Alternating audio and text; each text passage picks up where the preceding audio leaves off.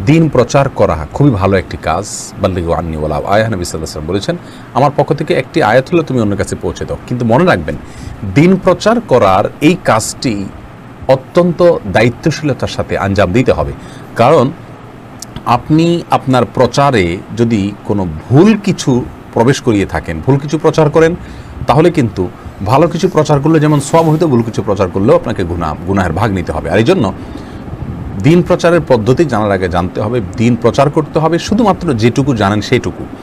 যেভাবে প্রচার করা উচিত, যে অ্যাপ্রোচে প্রচার করা উচিত সেই অ্যাপ্রোচে করবেন। আজ সাধারণ মানুষ সোশ্যাল মিডিয়াতে ইসলাম প্রচার করতে গিয়ে দেখা গেল যে কোথাও সীমা লঙ্ঘন করে ফেলছেন, কোথাও আঘাত করে ফেলছেন অন্যকে, কোথাও আক্রমণ করে ফেলছেন, কোথাও আপত্তিকর শব্দ চয়ন করে ফেলছেন। এইসব কারণে তার দিন প্রচারটা কিন্তু প্রশ্নের সম্মুখীন হয়ে যায়।